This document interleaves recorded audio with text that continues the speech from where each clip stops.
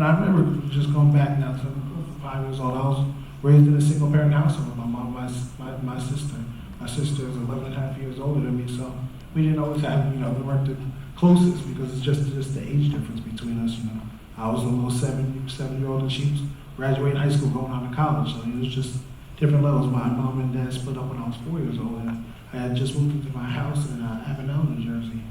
And I remember when I was 5 years old, my mom wanted me to experience what it was like to go on vacation with my family. Wanted to experience, what that was like. And my mom busted her butt to work and be able to pay the bills, pay the mortgage, pay everything on her own. And I remember going on my first cruise with my mom and my grandma, my aunt, uncle, and everybody, my sister as well. But I remember when we got back from that cruise that night, after that week, the lights were off in the house. I didn't realize, what was going on. I just thought it was a powerhouse, 5 years old. Didn't know. I didn't realize my mom had sacrificed not paying the electric bill that month so she could have enough money to take us on vacation, so we can have that feeling of what it was like to be able to go on vacation. As I look back on that stuff now, it's like, wow, looking, the stuff that she did to sacrifice for us was truly incredible. As I started, now getting into sports, I remember growing up in, humble brag, I was always the big, fastest one out there on the football field, I was always, having fun doing it. But, sometimes I didn't want to go to practice. I just didn't want to go. My mom, I'll never forget the day when I was about 9 years old, I was in the park playing with my friends. We were playing actually football in the park that day. And I remember my mom comes in, she goes, "Eric, you have football practice, we gotta go." And I yelled to her, "I'm not going, I'll show up for the game on Saturday." My mom comes out the car, grabs me by my arm, drags me to the car in front of all my friends, throws me in the back seat and says, "You're going to practice." And I remember that talk just from the park on the way home, telling me about commitment and committing myself to doing whatever I committed myself to do. She said, if you're going to commit yourself to this, you're going to go. You're going to be there. You're going to want to be at all the practices. You're not just showing up on game day. Who do you think you are? This, that. She get humbled and brought me down right back to her at such a young age. But that commitment right there stuck with me, honestly, my entire life. Because as I went through Pop Warner, as I got into 7th and 8th grade, there was always a weight limit for Pop Warner. And I was a pretty big kid now. I was like 5'11", probably 165 pounds in 8th grade. And the weight limit I remember was 145 pounds. And they said, "All right, Eric, if you want to play, you got to lose 20 pounds in 3 weeks."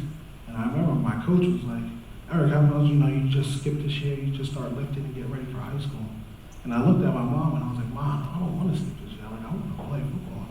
She goes, "Okay, we're going to figure out a plan that you can lose weight and do what you need to do." And I remember she went and researched back then online back then. It's crazy to say how slow computers were back then, but she went and found me the Slim Fast diet. Who remember Slim Fast? I went out to Slim. I was drinking a shake in the morning, shake in the afternoon, to eat a healthy dinner. I remember. I was a big cookie guy too. I loved my snacks when I was a kid. As right at 13, 14-year-old would.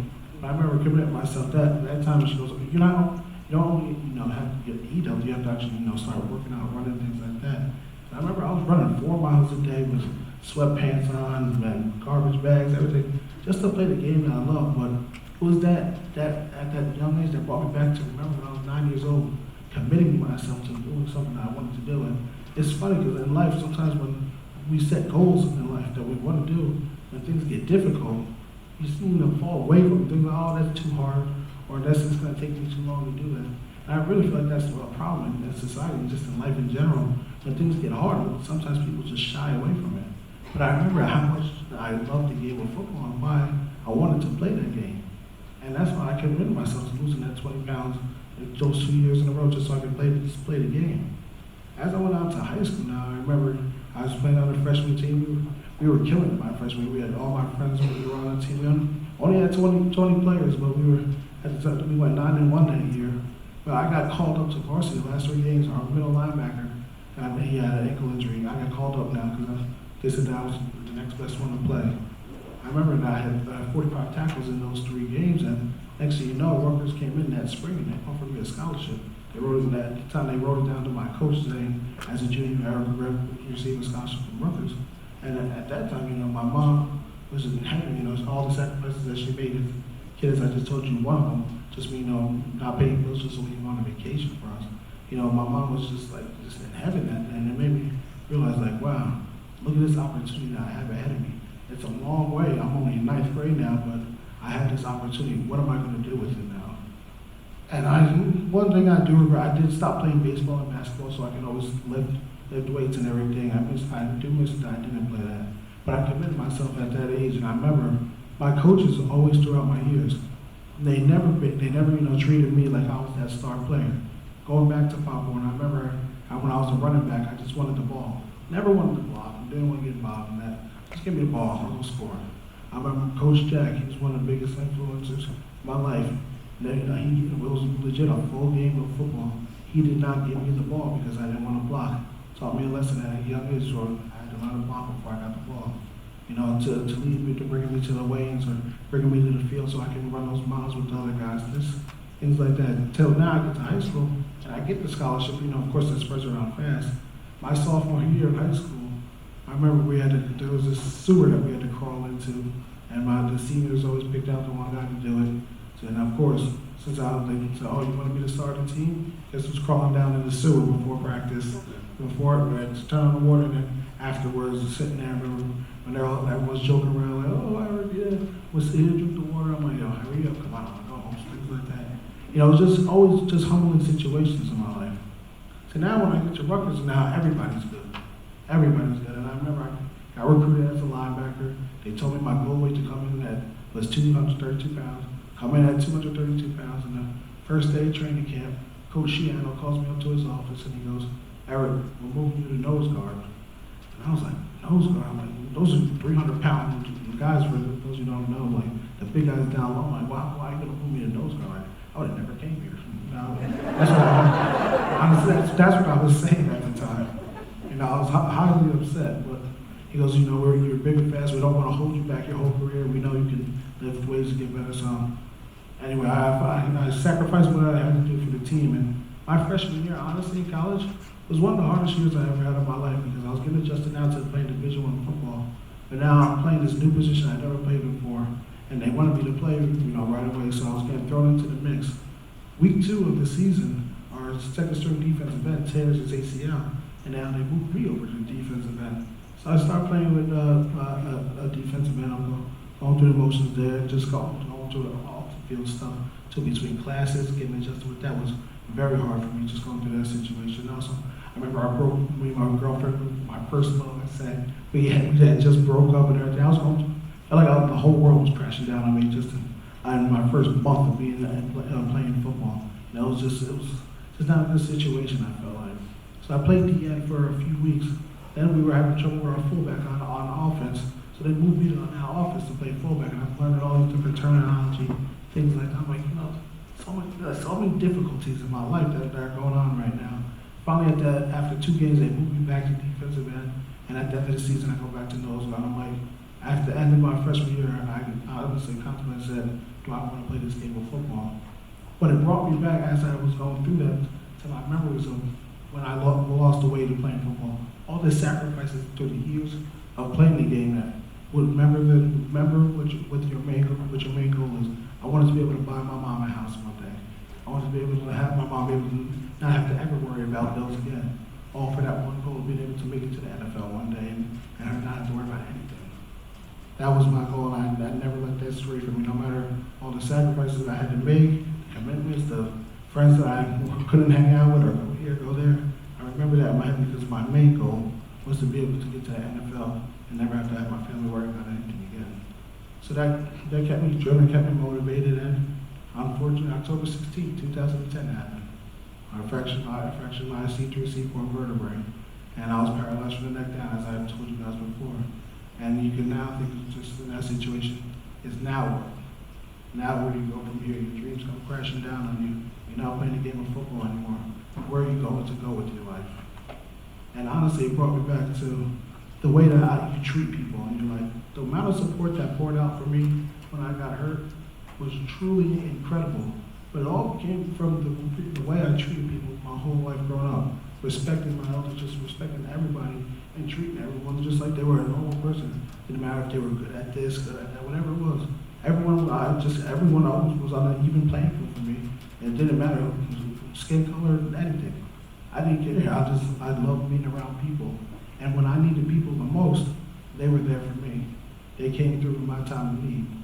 And as things started getting better for me, my determination to prove the doctors wrong after they told my mom I would never walk again, never breathe on my own, never eat solid foods, never do all this stuff. That determination I had as a young kid to do something that my coach told me not to do, to start lifting weights, came back to me as now a 20-year-old kind of saying, they're not going to be able to tell me this. I have that determination within my body. That 2% that people talk about, that you want to be great, the excellence. I like to refer to like the greatest of all times, as in Michael Jordan, people like him. There was just something in his blood that no one could stop him. And I felt like I had that in me, like nothing was going to hold me back from what I want to do in this world. And as I started getting better, and I realized I needed to get my degree and go back to school, I said, you know what? I feel like I have a story to tell that can help a lot of other people out in this world, because there's so many people that are dealing with adversity in their life, but they don't know how to be comfortable being uncomfortable. And that's one of the lessons that I learned when I was at Rutgers. Our coach, Shiano, used to always say, you gotta be comfortable being uncomfortable, screaming at us on top of us. In the middle of practice after 2.5 hours doing all these sprints, and he's screaming at our head. And at the time, of course, you're saying like, all right, coach, whatever you say, but when you're finally relaxed though in the situation, like, wow, he really means something. Or when you get put in that pressure situation, when you're in an uncomfortable situation, you need to be comfortable. And that's how I felt like, I can help people get through their adversity. Or even if it's just going into a job interview, it's a very uncomfortable situation for people. They may not be comfortable, but if you know how to handle yourself well and be comfortable in those situations, you'll excel. And that's just in life in general. And that's how I try to live my life too, each and every day. I told you guys this, back when I got to talk to you before, the definition of success, and it's the peace of mind you get knowing you did everything you could to be the best you can be. If I can be the best that I can be each and every day of my life, then I know at the end of the day that it's going to be something good's going to come out of it. Whether if it's my being able to speak to you guys, whether if it's working on a project, whether if it's working on a foundation, whatever it is, it's going to help me. And as I was going through my injury, meeting other people in similar situations as me, it made me realize how fortunate that I really am. And you have to be appreciative for these things that we do have in our lives. And it made me start my foundation, Tim LeGrand. I've got stories of people that passed away through spinal cord cancer, or people that are just in several situations in the middle of the projects of Jersey City, hasn't been out of her house in 3 months because the elevator is not working, things like that. I have stories for days for you guys on that stuff, but those are the things that impact my life that makes me realize, wow, be appreciative, but also help the people that are in less fortunate situations where you give them hope. And one of the reasons, like I said, why I started my foundation back in 2013, because so many people were giving to me. It was like so much like, here, Eric, you need this, you need that. It's like, it's my time to give back and help other people out. And I can honestly say, Hanover Park, you guys have been a big contribution to that, because you guys have donated to my foundation in the past. And you know what really sticks with me? When I have events, you guys are now showing up. I have my big annual walk. This is my 7th year, crazy to say that now. 7th annual walk is coming up on June 4th. Hanover Park, they have a team, they're bringing a bunch of students out for that. That stuff, I remember, that sticks with me for life, So knowing that you guys have my back for that is truly incredible. You guys have t-shirts made up and everything. And it makes, like I said, realize you guys are wanting to be a part of the cause and help other people out in situations. And you guys are being a part of this by giving other people hope and belief that one day that they will be able to walk again, or be able to take care of themselves, or be able to do that. And that's the belief I honestly had, that one day I will be able to get better and be able to walk again, because I've been told in my life a lot of times that you won't be able to do this, you won't be able to do that. But I've overcome a whole lot of my life too, and I feel like that the only thing that's going to hold me back is me. And I won't let that happen, believe me. So I'm going to keep on working hard, keep on grinding, and I thank you guys for letting me just be able to speak with you guys for a little bit to share just my story. But I hope you guys also take from this, like I said, be the best you can be. See how far you get in life if you go each and every day of being the best you can be. I know we're human. Some days you're going to have some complaints. You're going to have good and bad days. But if those good days outweigh the bad days, believe me, you're going to have a good life and you're going to enjoy it and help people along the way. That self-satisfaction of helping somebody else just because, you don't want to do it just, I did this today because, somebody told me. No, do it because it's in your heart. do it because somebody may need you in a situation. You never know where a conversation may take you. And I hope that, like I said, you guys believe in me, and hopefully I'll see most of you guys out there on June 4th because you guys are making a huge difference. And, you know, hopefully I'll be able to walk that 5K with you guys one day. So thank you guys again for letting me come out.